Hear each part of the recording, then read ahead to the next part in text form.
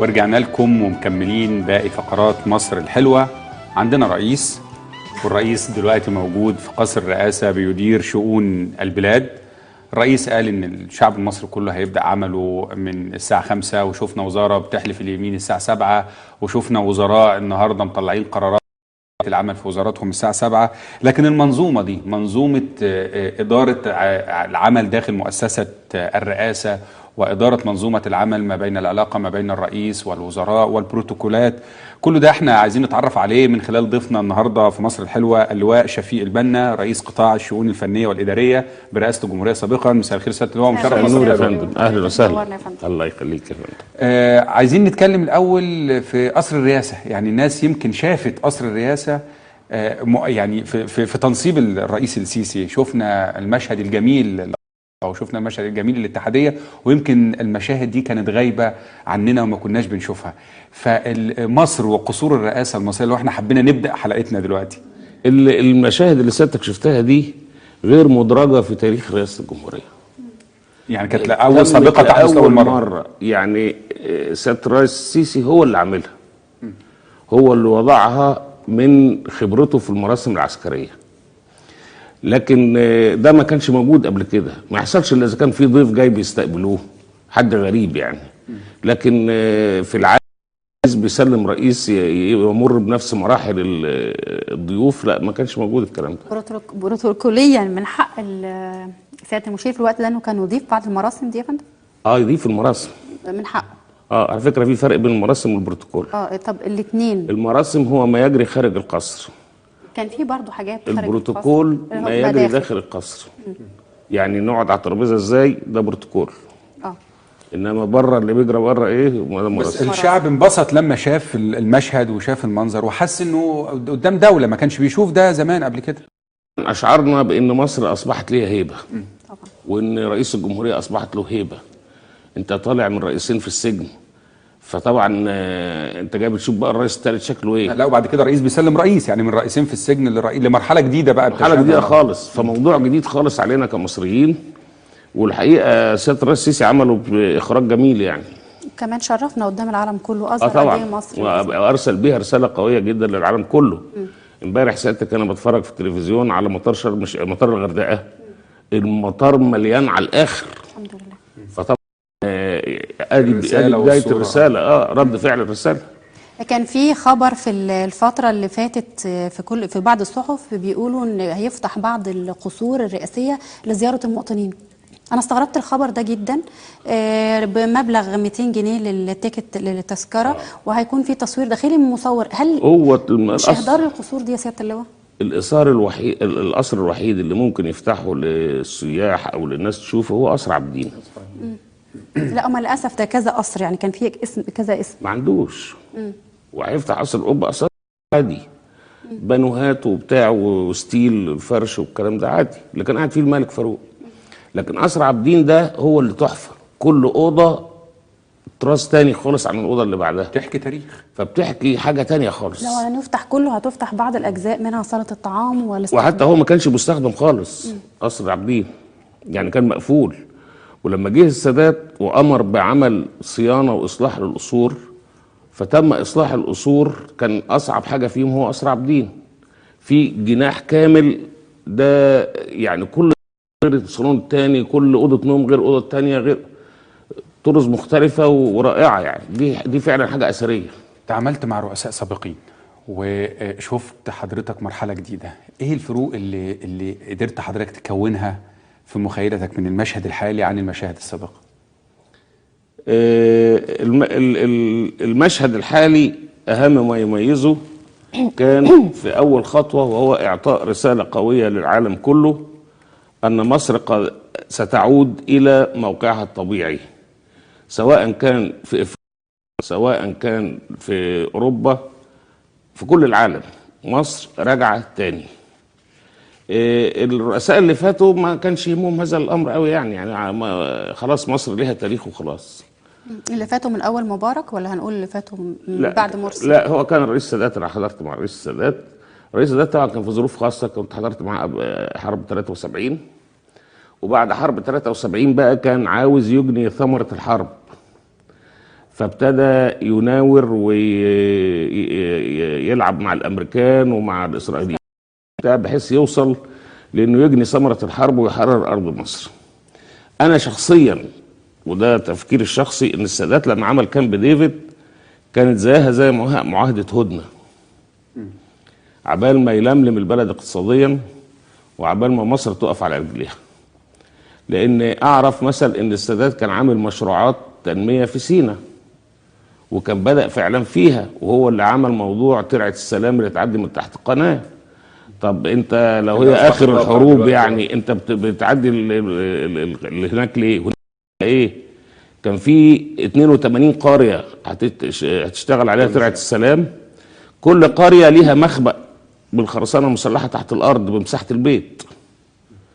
وقال ان اللي يجي هنا يزرع في الارض دي الجنود بتاع القوات المسلحه اللي تنتهي من الخدمه يستلم 10 فدادين وبيت. التنمويه واستراتيجيه في نفس الوقت. ايوه، التنمويه هو كان في دماغه ما هياش اخر الحروب، لكن هو كان بيضطر يقول هذا الكلام عشان يحصل على ثمره الحرب. عندما ترى ده في رايي يعني الرئيس الاسبق حسني مبارك وهو يتحاكم دلوقتي وتشوف الوضع اللي كان فيه مرسي والقصر، وكمان بعد كده الرئيس عدلي منصور وبعد كده السيسي، يعني ايه اكتر حاجه ممكن تتذكرها حضرتك من فتره الرئيس مبارك؟ هل كان في اهدار لهيبه الدوله داخل القصور، ام كان هو القصور مغلقه وبعيد عن شعبه؟ داخل القصور لا يعني خلينا ناخدها، يمكن كمان كان بعيد عن شعبه قوي، كانت القصور مغلقه لدرجه ان هو مش حاسس بالناس. هو طبعا ما كانش يعني لو عاوز اقارنيه مثلا بالسيسي ما ينفعش. يعني هو كان في اول 10 سنين فكره بنية اساسيه، يقوم يجي المستثمرين يعملوا مصانع يقوموا يشغلوا الناس. عشان كده مش عايز منكم ضرايب ولا حاجه، بس تعالوا اعملوا مصانع وشغلوا الناس، وكده انا بحل مشكله مصر. ونجح يمكن في المرحله دي، وانعكست دي على استثمارات كتيره جدا جوه البلد في في اول 10 15 سنه كانت كده. بعد كده بقى يعني ما اعرفش هل طول المده بيصيب بالملل، هل يعني بعد حادثه اديس ابابا وبعد حادثه بورسعيد ما اعتقدش ان بقى في حد عارف مصر رايحه فين ولا بتعمل ايه. اغلق على نفسه القصور. لا هو اغلق على بعيد عن نفسه القصور، ده هو راح شرم الشيخ وقعد فيها. لا انا واخداها كمعنى يعني سواء شرم الشيخ او سواء القصور الرئاسيه نفسها، هو قصدي انه بعيد عن الناس، ده بعيد عن الناس منه الرئيس القادم يعني. يعني ساعده في هذا حسين سالم والسكرتاريه بتاعت الرئيس، عملوا حواليه بقى يعني شرنقه كده، وقعد في شرم الشيخ صحتك يا ريس، انت اغلى يا ريس، وكلام من ده، وخلاص بقى. عندما تراه يتحاكم الان يا سياده اللواء وتتذكر فتره حكمه، هل كان بالنسبه لك ان هيجي اليوم ده يحصل؟ لا يمكن، لا يمكن كنت اتخيل ان ده هيحصل. انا اللي كنت موقن بيه ان هو هيسلم السلطه لجمال من كتر ما شاف انه مسيطر على الامور. وده كان بالفعل، كان في اصل البعض كان بينفي هذه المحاولات، هل بالفعل كان هناك محاولات جاده؟ هو الرئيس كان بينفي هذا الكلام، لكن في فرق بين اللي احنا شايفينه حاجه واللي بنسمعه حاجه. كان واضح ان هو مثلا البوسطه بتاعته بتتنقل تدريجي لجمال. بالفعل كان بدأ يستلم البوسطه؟ طبعا. جمال كان قاعد في لندن، جه وقعد في مصر، استقر في مصر.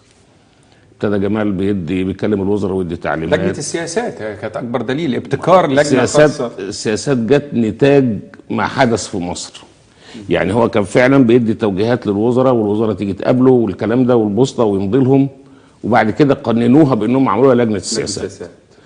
فطبعا خلاص الدوله داخل الدوله. اللواء دي كانت ترجمه، هل كانت صحته ضعفت، قدراته كمان ما عندوش حاجه يديها وبدا بالتالي بالتبعيه يعمل ده، ولا ده كانت خطه ممنهجه خلاص ابني لازم يحل مكاني؟ والله هو كان امل، لكن مش ضعف صحه ولا هو؟ لا هو حتى لا، بس طبعا بظروف السن الصحه ما بقتش هي زي الاول. كان الاول بيلعب سكواش، بقى بيتمشى، يعني في فرق طبعا. يعني قدرات الاداره مثلا العقليه الذهنيه، هل كان في تاثير؟ لا هو يعني ما توجعيش دماغك بالتفاصيل كتير، يعني هو انت تتكلمي الموضوع مختزل كده في سطر، مش عايز يضيع وقته. ده يقودنا اللي حضرتك قلته، حسين سالم والحاشيه والكلام ده كله، للرساله اللي وجهها للرئيس عدلي منصور لما جه يكلم الرئيس له احسن اختيار معاونيك. هل بالفعل المعاونين داخل القصر والمعاونين في الحكومة والمعاونين كمستشارين عليهم عول كبير جدا في تقدم الرئيس خطوات للامام؟ هم او ظهروا الان يا حسام كمان، يعني احنا دلوقتي مش بنتكلم مثلا، هم دلوقتي ظهروا معاونين. حضرتك شايفهم ازاي؟ بالفعل هم موجودين قدامنا.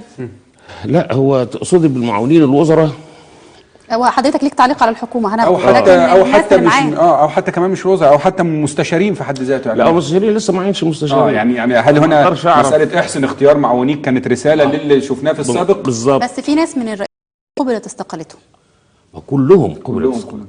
كان في ناس بيقولوا انها هتكمل، في ناس قالت مش هيرجعوا تاني، منهم سليماني. لا ما فيش حد هيستنى. لا، احنا كنا عارفين ان ما فيش حد من اللي فاتوا هيستنى. لكن اختيار معاونيه هنعرف منه بكره في ايه. المعاونين دول اختصاصهم ايه؟ تفكيرهم ازاي؟ الرؤيه بتاعتهم ايه؟ ده هيدينا بكره في ايه. لكن احنا مش عاوزين معاونين يجوا الساعه 5 ويروحوا الساعه 7 بس. يعني ما هو مش بس وقت توقيت عمل، يعني هو الموضوع هو فكره ايه؟ انجازه ايه؟ ممكن واحد بيفكر صح يحل لك مشكله في نص ساعه، وممكن واحد بيفكر غلط يخرب لك الدنيا. فالعمليه هنا رؤيه، دي سياسه. انا بشتغل في السياسه، يعني انا عندي رؤيه جايه من استراتيجيه، والاستراتيجيه متقسمه مراحل، وانا عارف انا هنفذ المرحله دي في توقيت قد كده. يبقى انا بختار الناس دي عشان تنفذ المرحله دي. انما لو اخترت الناس ما تعرفش تنفذ المرحله دي، يبقى احنا هنا في متاهه.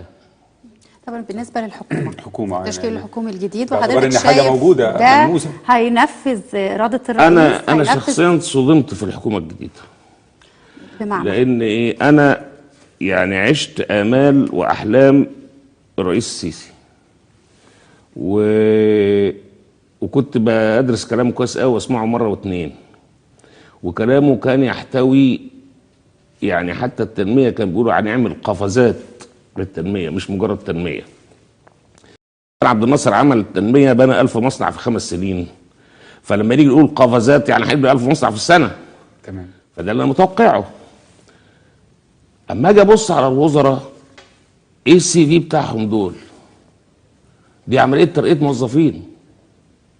بس هنا الرئيس ليس له دخل في اختيار الوزراء، يعني هو رئيس الحكومه. هو انا بصرف النظر بقى، لكن في تعاون يا حسام. مش عايزين بس يعني مش عايزين احنا يعني خلينا نتكلم بالمنطق. في تعاون حاصل. انا ما اعرفش مين اختار او مين عمل، يعني ما بدعيش معرفه. احنا بنتكلم عن وزاره. اما الاقي وزير كان ماسك مدير اداره البحوث، قام جابوه وزير. طيب بعد ما مشي قاموا جايبين مدير اداره البحوث اللي بعديه وطلع بقى وزير. هو ايه؟ هي بالطابور؟ انا مش فاهم. اما اجيب وزير يقول لي طموحاتي هزود المساحه الزراعيه في مصر 3 مليون فدان سنه 2020.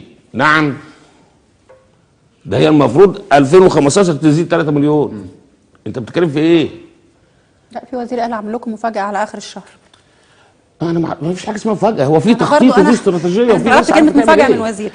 حضرتك عندنا وزارتين انا حابه اتكلم عنهم، وهم وزارات مهمه. وزير الخارجيه وتغييره، برغم ان كان الناس بتشيد بوزير الخارجيه السابق وان هو كان ليه بالفعل جولات ايجابيه على الارض، ولكن لطح به تصريحه بان مصر على زواج كاثوليكي مع امريكا. وايضا وزير الزراعه واللي كان ليه برضه تصريح، واعتقد اللي اطاح به انه هيلغي فكره انه يلغي الديون عن الفلاحين. هل ورغم ان الناس بتشيد بانه الراجل كان شغال على الارض كويس، هل التصريحين دول، هل احنا بقينا في وقت ان لا مش عايز حد يتكلم مش كويس وحتى لو كان بيشتغل امشيه؟ ولا حضرتك شايف ان هم الكافيه؟ لا، هم طبعا مش على كفاءه الكافيه. نبيل فهمي مع احترامي لوالده وسمعته، وانا حضرت والده ايام السادات، لكن احنا عندنا سفراء اعداء لمصر وقيل له وما حركش ساكنه يعني. سفراء مصر في بعض الدول. فطبعا والكلمه اللي قالها في امريكا والكلام ده كلام ما ينفعش، مش دبلوماسيه خالص دي. فده كلام كان لازم يتغير. السفير الجديد ده، الوزير الجديد انا رايي ان هو راجل ممتاز جدا. يعني كنا زمايل في يوم من الايام فاعرفه كويس جدا. هو راجل ممتاز وراجل قوي، وعلى رغم دبلوماسيته بيقول رايه. يعني هنلاقي تطهير للسفارات المصريه من التمكين الاخواني اللي حصل فيها في الوقت من الأوقات؟ اتمنى انه يتاح له حريه الحركه ان هو يغير. طب ايه الصعوبه انه يتاح له ده؟ ما اعرفش بقى، ما انا مش جوه المطبخ الوزاره يعني هتبقى اقرارات وزاريه داخل الوزاره نفسها. حاجات كده يعني. هل هو مسموح له كده يغير السفر اللي عاوزها؟ ده بيمثل رئيس الجمهوريه طبعا. فبرضه عشان يغير اي سفير يعني بيروح بجواب والجواب بيصدق عليه رئيس الدوله اللي رايح لها. فهل هو في ايده يغير؟ لو في ايده يغير انا بطلب منه ان هو يغير كل الناس اللي فشلت، ويجيب كده كل سفير يقول له قدم لي تقرير نجاح ال3 سنين اللي فاتوا عملت فيهم ايه. وزير الزراعه هل اطاح بيه؟ انا بس فارق معايا فكره هل وزير تصريح الزراعة ممكن يطيح بوزير؟ لا مش تصريح. لان انا اولا التصريح ده اتقال امتى؟ ده اهم. للاسف ده اتقال قبل الانتخابات بيومين 3 بالظبط. وكانه يعني عايز تقول يعني هو كده ما عندوش ادراك سياسي كان بشكل، يبقى اختياره كان من ولا الاول متعمد. ما هيبقى في كل الحالات هيبقى اختياره خطأ. احنا نجيب السي في. ده كان مساعد يوسف والي. هو بيحاول يسقط الوقت. يوسف والي ادخل وزاره الزراعه في جيب اسرائيل. وكان الوزير السابق موجوده في المكتبات الاسرائيليه دلوقتي. الوزير السابق كان من الناس اللي على علاقه وطيده باسرائيل، وكان بيبعت بتوع الزراعه ما يترقوش الا لما يروحوا ياخدوا دوره في اسرائيل. فانت مش بتتكلم بيقولها كده عشوائي. يبقى هنا نقول ان التغيير تم بشكل ايجابي. يبقى انا هنا ده جزء مهم جدا. بس الايجابي ما انا نفس الاختيار كان مختاره برضو رئيس الحكومه السابق. هم دول ده انا عايزه بس ارجع له. يعني انا بغير صح ده لازم يتغير، بس لما اجيب حد يتفق مع خطتي انا. مش اجيب واحد كله طموحاته انه بعد 6 سنين هيعمل 3 مليون فدان. لا مش هينفع. ده بعد 6 سنين دي مصر هتكون زادت 25% مثلا. يعني حضرتك شايف ان الحكومه دي هتعيق التقدم اللي وعدنا بيه سياده الرئيس؟ هل هي نفسها اللي هتقف في وشه مش الشعب الفتره الجايه؟ شايف ان هي اقل من الطموحات اللي اداها لنا؟ انا شايف ان دول ناس تنفيذيين، زي ما اكون جايب عمال ينفذوا. قول له تيجي الصبح الساعه 7 تشتغل من 7 ل 7 تخلص لي بتاع المكان ده وتعمل لي البتاع ده بس. هل محتاجين طبخه التنفيذي بالسياسي؟ ايوه ان يبقى عندك الوزير ده اللي يمتلك الكفتين. الوزير ده اللي لازم يكون عنده الفكر والرؤيه اللي واخدهم من رئيس الجمهوريه وبيترجمهم لخطوات تنفيذيه للناس اللي عنده في الوزاره. نقول ان كانت مشكله مصر ان عدم وجود مراكز لاعداد القاده جواها، ان احنا نقدر نعد قاده يقدروا يبقوا وزراء زي ما حضرتك بتقول تنفيذيين وسياسيين في وقت واحد. هو في مراكز ده يبقى جاي، يعني لو احنا بصينا ان دي تبقى بدايه، محتاجين ان ده يبقى موجود في الفتره اللي جايه عشان نقدر نختار صح. هو موجود مراكز اعداد القاده ولكنه اعداد صوري. طب ما انا رحت مراكز اعداد القاده واخد فرق واخد يعني، بس اعداد ايه يعني؟ لا هي العمليه عمليه سياسيه، فكر سياسي. حد عنده فكر سياسي، حد عنده اطلاع وثقافة، حد عنده تخصص، حد عنده معلومات، حد يعرف يرتب فكره ويرتب المعلومات ديت ويطلع منها بخريطة عمل. هي دي الموضوع. فين الناس دي؟ مفيش. انت لما تروح تجيب لي عملية ترقية موظفين، ده طلع هات اللي بعده، طلع هات اللي بعده. طب وايه ده؟ وجودهم في الشارع يا سياده اللواء وسط الناس، يعني زي ما شفنا او قلنا في الانترو بتاعنا النهارده ان رئيس الوزراء كان في القطار ومحطه السكه الحديد. بعض الوزراء زاروا المستشفيات. هل ده بيزيد ثقه الناس فيهم ولا هم مش مطلوب منهم ده؟ لا انا لو وزير مش مطلوب مني ده. اما انا وزير شارع، الوزاره هتشتغل ازاي؟ ولا هاخدهم كلهم ورايا؟ مش كده. المفروض ان يمكن محتاجين نشوف المسؤولين في الشارع. فقدنا هيبه الدوله، يعني ما كانش في دوله لفتره طويله يا سيدي. ده بالعكس هتروح هيبه اكتر. هات الوزير وهات رئيس الوزراء وكل يوم ماشي، اول يوم هيسلموا عليه ويسقفوا له، بعد كده يا عم انت عملت ايه؟ ولا خلاص العمليه هيبقى اصطدام لازم هنا في الوقت ده خلاص. ما هو هيخاف من ده، هيعمل حسابه انه يعمل. خلينا ناخد هيعمل ايه؟ هو ما يعرفش يعمل. طيب وكمان ظهور رئيس الجمهوريه في اكتر من مناسبه، هل ده بيدعم العلاقه بينه وبين المواطن ولا ان هو دوره ان هو لا يعني يكتفي؟ لا لازم يظهر في المناسبات ويظهر بقوه، لان ده بيدعم دوره كرئيس جمهوريه قوي وبيدعم علاقته بالناس. لا ده اساس شيء ايجابي، شيء ايجابي جدا. عن الخليج كمان، وخطاب السيد الرئيس كان في اول خطاب ليه بيتكلم عن مسافه السكه. هل ممكن يكون في تدخل في الشان العراقي؟ مش شان العراقي ده بقى خلاص شان عالمي دلوقتي، شأن عربي بقى كمان. شان عالمي والله وعربي يعني. انا بخاف من ايه؟ لما شفت خريطه داعش لقيتها بتمتد من سوريا، راحت خدت الكويت. خدت الكويت معاها بالفعل، حطتها خلاص. ضمتها. يبقى المصيبه اللي جايه عند الكويت. هم قالوا كده ان احنا طيب المره الجايه احنا ماذا اعد العرب للدفاع عن الكويت؟ هنقول ان العراق فيها ازمه، الرئيس السيسي قال مسافه السكه. طب هل انا بيتنصب لي كمين زي ما اتنصب لعبد الناصر كمين اليمن؟ عشان اتورط فيه. ولا هل انا معد نفسي ان انا اعرف اخش واطلع بنتيجه، ولا مش هخش خالص، ولا ايه؟ ما كل دي غيوم هل وضباب. ممكن يتم تعاون مصري دولي للقضاء على ما يسمى مفيش داعش؟ دولي، عربي هو وتعاون قوات عربي درع عربي. الجزيره بدعم كاداره وكقوات خاصه من مصر ممكن يوقفوا داعش. داعش كلها 10,000 واحد. دعم عربي لكن هو عربي. ضعف الوضع العراقي هو ما سمح بتوغلهم فيه، لكن مش العراق طبعا قوتهم. ايران دلوقتي هي اللي مهمتها تقسيم. محرك. هي مهمتها تقسيم العراق وتدميرها وهتاخدها. عشان تضم جزء يا تاخدها يا اما تقسمها. فانت الدفاع، خط الدفاع الاول بتاع الدول العربيه الكويت. انت هتدافع عن الكويت ازاي؟ انا ممكن اجيب قوات الجزيره العربيه دي احطها في ظهر الكويت على طول، وابعت قوات خاصه من هنا، واعمل مناورات من دلوقتي خلف الكويت في ارض السعوديه، بحيث يبقى الناس جاهزه قبل ما يقربوا للكويت اكون انا. حضرتك ممكن هنا يكون بتتكلم، احنا هنا بنتكلم عن حمايه دوله اخرى، لكن هل في خطه لحمايه العراق كمان منها تقع كلها؟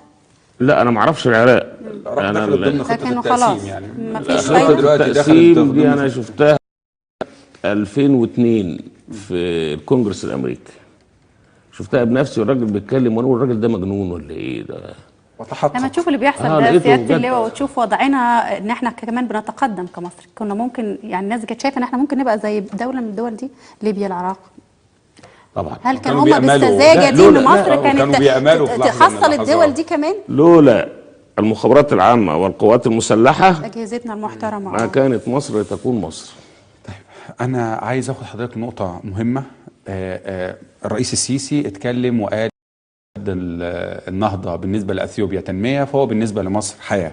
فخليني ارجع بحضرتك بالذاكره ومشكله سد النهضه ومشكلتنا مع اثيوبيا من ايام الرئيس الاسبق مبارك، ولو نقدر نشوف الاشكاليه فين للمرحله اللي احنا وصلنا لها في تصريح الرئيس السيسي. هي ايام الرئيس الاسبق مبارك كان بيهدد رسمي. الرئيس اسمه مبارك الزناوي ميل الزناوي كان بيهدده رسمي، اذا فكرتوا في السد عمر سليمان هيتصرف معاكم. هنا كان دور سياده اللواء الله يرحمه، كان دوره ايه سياده اللواء؟ يعني كان دايما يقال ان ده كان ملفه، كانت ملعبه، مجرد ما يعني ما الله يرحمه توفى اثيوبيا شافت نفسها علينا، وكمان وضع مصر كان متردي يعني. هو كان بيقوم بالملفات اللي مطلوب باستخدام المخابرات العامه فيها. مهندس العمليات الخارجيه كان بيتقال كده. فكان ليه؟ لان هو رجالته بره، فهو كان بيقوم بالملفات ديت، وهو كان بيقوم بيها خير قيام يعني. فكان مبارك بيرمي عليه الملفات دي. فطول ما كان مبارك موجود وعمر سليمان موجودين كانت تخاف انها تجيب سيره الموضوع. ولم تشرع فيه. وده شفناه بالفعل. بس هل احنا يعني كدوله زي مصر، هل مش المفروض نكون اتعلمنا من الواقعه دي الوقت ده؟ ما يبقاش رجل واحد هو امان دوله يعني، ولا الضعف العام اللي كنا فيه وليس غياب سياده اللواء عمر سليمان فقط في الوقت 25 يناير بعدها هم في اثيوبيا خدوا الضوء الاخضر، اعملوا اللي انتوا عاوزينه ومصر انتهت. لكن في الوقت اللي كان الرئيس بيهدد انه هيبعت لهم عمر سليمان، المرحوم عمر سليمان، هل كانت اثيوبيا عندها يعني محددات على الارض لبناء السد وكانت مستنيه اللحظه؟ كانوا كل شويه بيبعتوا يعني لنا حد يعني اللي انا اقصده لا غير كده، اللي انا اقصده يعني كانت الارض ممهده ان الارض دي جاهزه والله، ولا فجاه احنا لقينا ده بعد 25 لا هو انا بسمع ان في هناك عيوب في التصميمات وفي هناك مشاكل. انا طبعا ما شفتش ده حاجه دلوقتي، لكن انا بتكلم على لا ما هو معناها انه ايه؟ ان هو استعجل، ما صدق لقى فرصه وقام شغال. ما استناش لما يدرس دراسه كامله ودراسه وافيه يشتغل على اساسها. فهو لقى فرصه ان مصر قالوا بس مصر وقعت اشتغل اللي انت عاوزه. تمام، احنا كده مرينا دي المرحله الاولى، مرينا بمرحله الوسط اللي هي مصر وقعت اشتغل زي ما انت عايز، ابتدى يشتغل. دخلنا دلوقتي المرحله الجديده، ان يوم التنصيب بتاع الرئيس السيسي قابل رئيس وزراء اثيوبيا، وبعد كده الكلمه اللي قالها في كلمته انه اذا كان سد النهضه تنميه فبالنسبه لنا احنا حياه. هل الاستراتيجيه بعد كمان وقف تمويل السد، هل الاستراتيجيه شايفها حضرتك في الفتره اللي جايه هتتغير وهيتم ايقاف الامر الى ما هو عليه لعوده المساله لمائده التفاوض والحوار من تاني، خاصه دلوقتي مؤتمر وزراء دول حوض النيل ومصر شريك اساسي فيه؟ هو المفروض هيحصل اتفاق، يعني كده او كده هيحصل اتفاق، فالاتفاق هيكون اعتقد ان ارتفاع السد ده بدل ما هتعمل ارتفاع ده كبير هيبقى ارتفاع صغير بما يكفي لتوليد كهرباء ليك، وبما يحقق الامن وما يخلصش الميه اللي في بحيره ناصر وما تجريش ميه. انا عندي احتياطي من الميه في بحيره ناصر، فانت لو السد بتاعك ارتفاعه محدود هيبقى النقص عندي في الميه مثلا 12 مليار بتاع هاخدهم. كان في قلق من انهيار السد في حد ذاته. ما هو ممكن لو هو على السد زي ما هو عاوز هيعملوا 74 مليار الكلام ده، ممكن الميه تاخد السد وتمشي. فما هياش مش مشكله. ما اعرفش بقى دراساته ايه، انا بسمع من الناس الفنيين بيقولوا ان هو مش مدروس. فطبعا ده كلام خطأ. تعامل مصر مع الملف حضرتك شايفه بنفس القوه او هيرجع بنفس القوه اللي كان بيتعامل؟ والله انا في حاجه مش فاهمها، يعني احنا المفروض لينا حق قانوني ما بنشتغلش فيه ليه؟ التحكيم الدولي تقصد حضرتك؟ التحكيم الدولي والمحاكم الدوليه ولينا حقوق واتفاقيات دوليه، ما حدش بيشتغل فيه ليه؟ يعني ممكن نرجع حضرتك تقول لي مين الكلام ده؟ يعني احنا الكلام ده احنا بنطرح على المائده واكيد في مسؤولين سامعيننا، هم ما بيعملوش ده الكلام ده لمين؟ مين المسؤول؟ هل وزير الري؟ هل رئيس الوزراء؟ الملف اكبر من وزير ولا مساله سياديه؟ يعني مش مساله وزير، موضوع اكبر من وزير. يعني الموضوع اكبر من وزير، لان طبعا هتدخل فيه الخارجيه وهيدخل فيه وزاره الري وهيدخل فيه بقى قانونيين وزاره العدل وقضاة دوليين يعني نرجع زي قضيه طابه. زي قضيه طابه رجعت بالتحكيم. انت عايز تعمل فريق يخش بالمحاكم بالموضوع سد النهضه بحيث يوقفوا رسمي، يعني خايفين من ايه؟ مش فاهم. لكن هل العلاقات بين الدولتين ممكن توقف ده بشكل ودي؟ يعني مش ودي بمعنى علاقات وديه وجامع.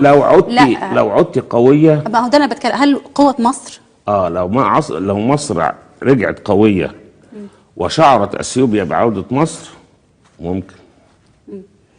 بالنسبه لروسيا كمان سياده اللواء، هل ممكن تكون بديل لامريكا في وقت من الاوقات الفتره الجايه دي؟ هو ما اعتقدش ان احنا المفروض نبدل واحد بواحد، لكن يبقى لازم في يكون تعامل مع انا لازم اتعامل مع امريكا ولازم اتعامل مع روسيا ومع الصين ومع كوريا الشماليه ومع فرنسا ومع المانيا ومع كل الناس في ظل التعالي اللي شايفينه من امريكا دلوقتي بين 400. امريكا تتعالى حفظا لماء الوجه، ان هم لا يعترفوش بفشلهم. يعني احنا ما طلبناش منهم ان هم يرجعوا المعونه، هو مجرد ان سياده الرئيس ما راح قابل بوتين هم قالوا هنرجع الطيارات وهنرجع ولسه ما رجعتش. يعني هو قال انه في 10 طيارات اباتشي ولسه ما رجعوش لغايه دلوقتي. يوم ما اوباما يلاقي في سرب طيارات سخوي 27 نزل مصر هيجيب كل اللي عنده ويجي. هو زي ما ده قال اللحظه دي جايه.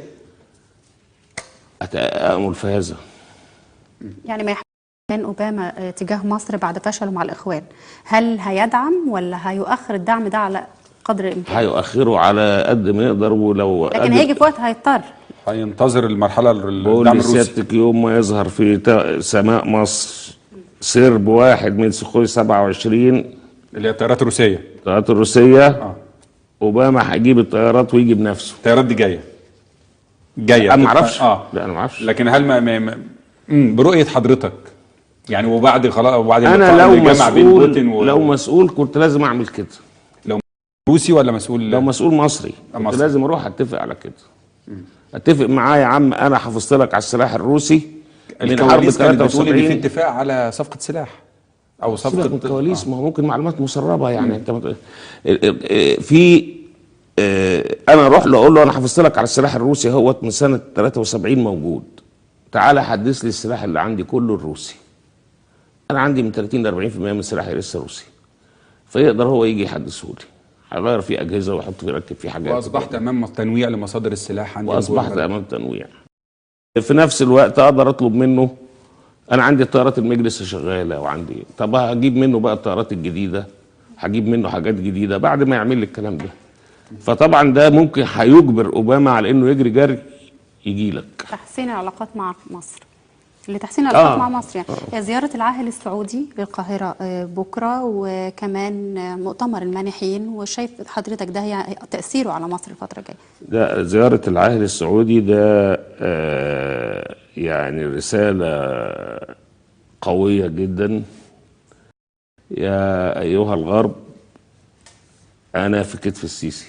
علما انه تعبان وجاي من المغرب لمصر حتى لما استقبل رئيس صحيه انا كتفي مع السيسي، انا واقف في ظهره. فطبعا دي هتزيد من المركز الدولي للسيسي ومن قوته. طبعا دي زياره هايله.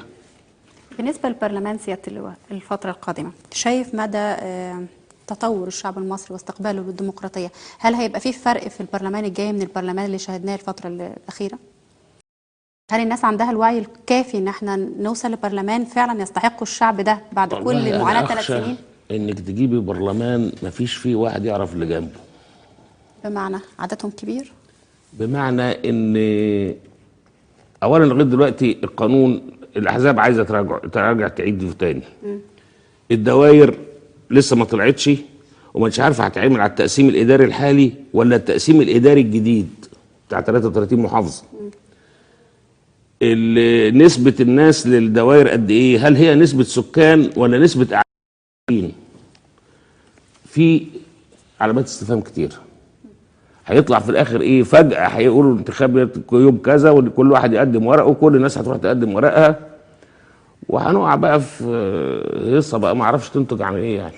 طبعا هيستفيد منها الاخوان طبعا. يعني هم لسه ما زال لهم ارضيه. الله، دخلوا احزاب سلفيين في 3 احزاب بالذات دخلوها كلهم اخوان مسلمين من الجيل الثالث. خلينا نوعي الناس. وهم ايه يا سياده اللواء؟ لا مش عايزين بس نقول عشان ما نزعلش الناس. احنا في مرحله حرب فلازم لا في 3 احزاب رئيسيه ووضوح والناس بقت واعيه وتستقبل واسمها في الاعلام على طول. ما احنا اعلام اهو. نازله الانتخابات الجايه كل اللي نازلين اخوان مسلمين. خلينا نوعي الناس. تحالفات. خلينا نستفيد من حضرتك النهارده. يا التحالفات باظت ليه؟ لان هم بيعملوا لا هم بيعملوا تحالف. يجي واحد كبير عايز يلم حواليه 20 حزب، انتوا 20 حزب كل واحد له كرسي. ده ما يرضوش بكده. خلاص وانا هاخد الباقي. ما ده اللي حصل الانسحاب الاخير المدوي. يعني احنا كنا امام انسحاب مدوي امبارح. مفيش قواعد للاتفاق. ظهور اسامي كمان زي عمرو موسى، زي مراد موافي، ويقال ان هم هيجمعوا حواليهم الاحزاب. هل ده وارد ولا ده كلام بناء على ايه؟ بناء على ايه؟ عمرو موسى اصلا هو مش رئيس حزب. يبقى هيجمع ايه؟ رئيس تحالف وكذا. هو التحالف امبارح اصفر عن صفر يعني. بس يعني ده كان لا يمكن هيجمعوا. لا مراد موافي له في السياسه ولا عمرو موسى اصبح صالح للعمل السياسي. الراجل استقال من حزب المؤتمر. الراجل لما نزل انتخابات رئاسه الجمهوريه طلع خامس. طفح هيلم الاحزاب. شرفي دلوقتي الحزب الوفد هو رئيس شرفي. لا لحزب المؤتمر. الوفد. لا الوفد كمان كمان يعني مع السيد البدوي. طيب انا عايز ارجع بحضرتك تاني لقوه مصر الاقليميه. احنا عايزين نتقدم. انت عمال ترجعنا من اول الحلقه. لا انا قوه مصر الاقليميه عايز اشوفها في حاجتين. احنا كنا شايفينها في الرؤساء السابقين، لكن دلوقتي اسباب مؤازره السعوديه. الناس بتسال انه ليه السعوديه لغايه دلوقتي بتقدم مؤازرتها لمصر. من ناحيه الرئيس السيسي هتجمعه قمه كبيره جدا مع الرئيس الاثيوبي في الفتره اللي جايه، زياره خادم الحرمين، الدول المانحه، كله ده على الاتحاد الاوروبي من ناحيه اللي كنا شايفين ممارساته العدائيه ناحيه مصر، تاثيره كمان على الاعلام الغربي اللي لغايه دلوقتي بيحيك المؤامرات ضد مصر، وتاثيره الثالث على امريكا واللي رايحه له. فمساله قوه مصر الاقليميه في المنطقه لو حضرتك حبيت تشكلها لنا في ظل ال3 محاور دول.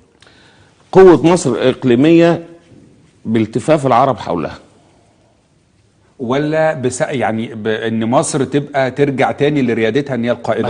ما هي اول ما يلتف حواليها خلاص رجعت مصر لريادتها. ما تكونش مبادره يعني منها. العرب جايين عشان يمشوا زي ما هم عايزين. يعني مثلا قطر اللي جايه تساعدنا؟ لا، العرب جايين لان عارفين ان اذا فقدت مصر، اذا ضاعت مصر ضاع العرب كلهم. فكلهم رايحين عند امهم يحافظوا عليها. عشان بقائهم هم. فلازم مصر تنها رائدة عشان العرب يظلوا موجودين. ده ما كانش موجود قبل كده في قصة الريادة، كنا بنسمع عنها شكلا. ما هو كان فيها استفزاز. يعني كنت تلاقي عندك وزير اعلام يقول لك احنا الرياده العربيه واحنا وعنجهيه وبتاع شيء مستفز. طريقة التعامل لازم تختلف الفترة دي. طبعا. يعني هو العرب كمان عيبهم ان هم يحبوا الكشخه، يعني الفشخره يعني. فطبعا ما تجيش انت تفشخر عليهم تخليهم يزهقوا منك. لا، يعني العمليه عايزه تعامل بود. حضرتك أكتر مننا عاصرت رؤساء عن قرب أكثر مننا كمواطنين أو إعلام. لو هتنصح الرئيس الحالي هتقول له إيه؟ وياخد باله من إيه السقطات اللي حضرتك شفتها ويمكن في وقتها أنت ما كنتش حاسس إنها سقطات. أول حاجة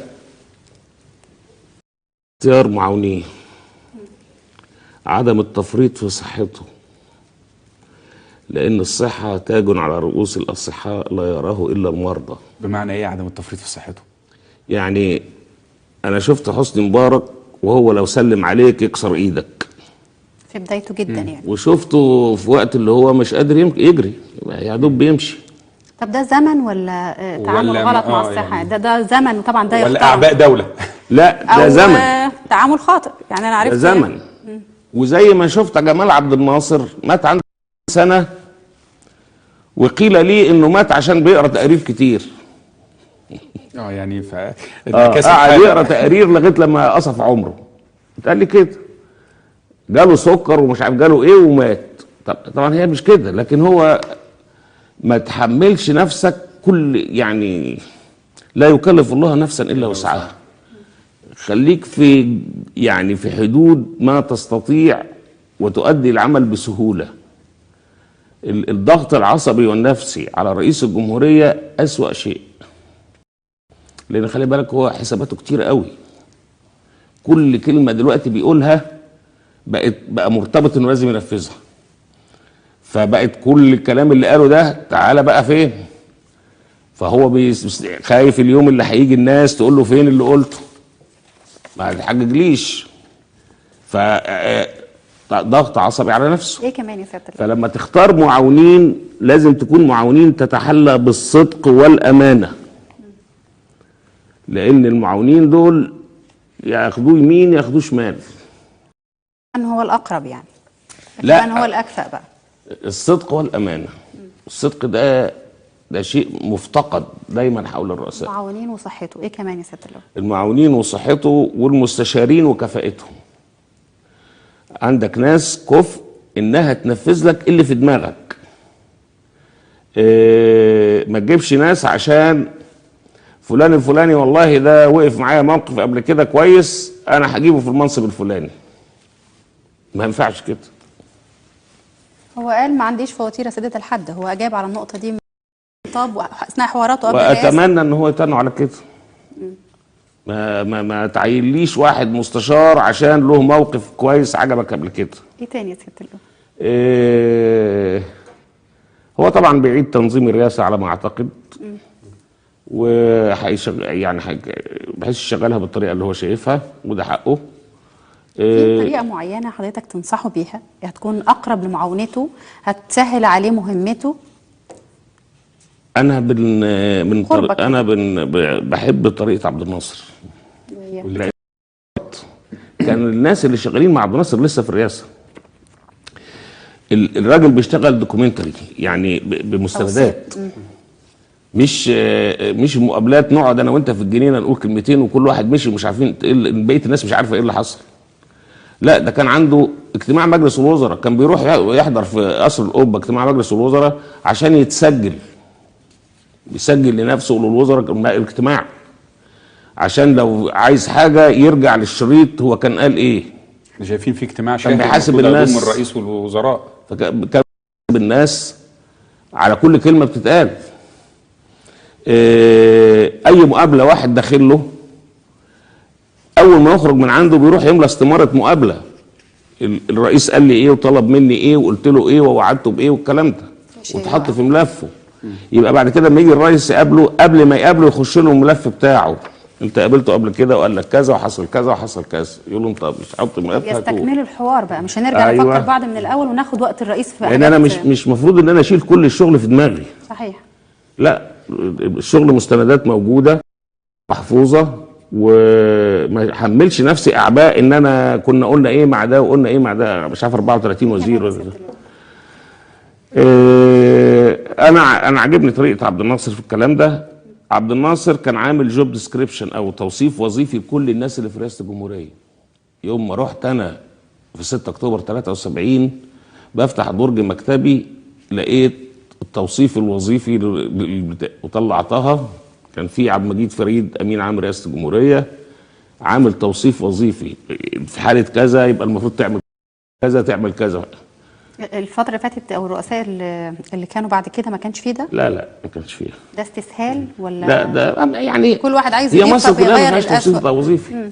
يعني الناس النهارده عايزه تزود مرتباتها من 300 جنيه ل 3000 جنيه وهو ما فيش توصيف وظيفي اصلا. انت بتشتغل قد ايه يعني؟ انا هساوي كده بين الناس كلها اديها مرتبات عاليه وخلاص. لازم يكون في توصيف وظيفي وعلى اساسه بيقبض فلوس. اللي بيشتغل بيعمل المهام دي هياخد فلوسه، ما اشتغلهاش هتقل فلوسه. نصيحة لسيادة الرئيس الحالي وللشعب المصري، نحن عايزين نبقى في مصر الحلوة وعايزين ندخل في مصر الحلوة بجد وبسرعة جدا، لأن من كلام حضرتك النهاردة أخدت أن حضرتك لك تعليق على الوزارة وعلى الحكومة وعلى بعض الناس اللي حوالين الرئيس حاليا. لا انا ما قلتش حاجه عن الناس او يعني احنا بنقول اللي جاي لسه. طب اللي لسه اللي جاي لسه لما يجوا ان شاء الله هيبقى اختيار. واحنا كمان داخلين على 30/6 المصريين هينزلوا بقى كمان ب 30/6 يعني. وعلى فكره الاخوان والسلفيين بيحضروا 30/6 برضه و3/7. هم دايما بيحضروا بس ما شفناش منهم حاجه. احنا بقالنا من اول لا السنه هم المره دي هيخشوا في الجوامع. برغم ما عملته وزاره الاوقاف. لما اجي الاقي وزير الاوقاف بيلغي صلاه الجمعه في الزوايا. حضرتك شايفه ازاي؟ ده انا قريته ان في حاجه بتتحضر في الزوايا فوقفلها. يعني تصرف صحيح طبعا. هو لانه فيها هم هيرجعوا للعمل الدعوي. تستحمل شويه، لان انت برضه هتلاقي ان هم يسخنوا الناس من ناحيه يا جماعه ده مش عايزيننا نصلي، بيقفلوا دور العباده زي مثلا زي المنشور بتاع. بقى لازم زي ما وزير الاوقاف طلع فاهم وعمل، الكل لازم بقى الناس تطلع في التلفزيون وتقول للناس افهموا وخلي بالكم بيقولوا لكم كذا هيعملوا كذا عشان كذا. حضرتك شايف برضه المنشور بتاع هل صليت على النبي كمان لا وتوحيد خطبه الجمعه، يعني دلوقتي في توحيد خطبه الجمعه. والله ده كلام جميل يعني. انا عشت دلوقتي خطبه الجمعه بتنزل على الموقع الالكتروني للوزاره، يعني حتى كمواطن ممكن يبقى رايح وعارف الخطبه بتاعت الجمعه النهارده هتتكلم عن ايه. انا عشت في الامارات 2 سنين وفي الكويت سنه وكانت خطبه محدده وخطبه محدده، يعني مثلا تلت ساعه ربع ساعه، مش كل واحد بمزاجه، واحد يقعد ساعه والتاني يقعد يعني حتى الوقت كمان بيبقى فيه الوقت محدد. حضرتك كلمة أخيرة تقولها لنا النهارده في مصر الحلوة، وبجد هي زادت حلاوة بحضرتك، ويمكن كان في انتقادات كتير ولكن هي اللي حتى مش انت بالعكس يعني توجيهنا لمصر الأحلى. إن شاء الله مصر هتبقى حلوة، ولما سيادة الرئيس يحقق قفزات التنمية فيها هتبقى أحلى من أي حاجة في الدنيا. بشكر حضرتك سيادة اللواء شفيق البنا رئيس قطاع الشؤون الفنية والإدارية رئاسة الجمهورية. وأنا كمان بشكر حضراتكم على حلقتنا النهاردة. كنا فيها بنحاول من خلال الصحف ومن خلال ضيفنا العزيز وموضوعنا ان احنا نضع ايدينا على كل ما يصلنا لمصر الأحلى، وأكيد هي أحلى بحضراتكم في كل الأوقات. بشكركم، بشكرك يا حسام كمان، وتصبحوا على خير، وأسيب الختام لحسام. تصبحوا على خير. كلنا بنذكركم بحالة الطفل هشام اللي كان معانا في أول الحلقة. يعني تليفونات البرنامج نزلت للي قادر ان هو يقدر يساعد. احنا مستنيين من كل المصريين ان هم 2060 0 من اي 0900176 من اي تليفون ارضي او على صفحتنا على الفيسبوك مصر الحلوه. وهو كمان ارقام التليفونات قدامكم. كل اللي احنا بنتمناه انه نبقى فاهمين، نبقى مدركين لخطوره المرحله اللي هي جايه، وان احنا نبقى ماشيين خطوات ثابته للامام، ونبقى مدركين كل شيء. وتصبحوا على خير في مصر الحلوه. ونشوفكم بكره مع حاله هشام نفكركم بيها علشان منتظرين مساعدتكم عشان تبقى مصر حلوه بين ولادها اللي في ايدين بعض. تصبحوا على خير.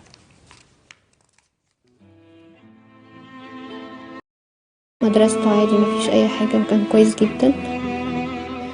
ظهر له ورم حميد في المخ، ظهر من 5 شهور. محتاج ابني يطلع برا مصر، يتشال الجزء اللي على العصب البصري دوت، وليه عملية في عينيه لان في عين عنده منورة. العملية دي مش متواجدة هنا في مصر اصلا، بتبقى في بوسطن او في امريكا. طبعا التكلفة عالية جدا يعني، وما عنديش غيره يعني، حتى ما عنديش اخوات، كلهم توفوا في حادثة. في حاجات كده بجد ما بتبقاش محسوبة ممكن تجي، يعني انا ممكن ابني يتعب بكرة، ممكن انا اتعب بكرة، مش بعيد ابدا ان انا اكون محتاجة ان حد يساعدني ومحتاجة لكم.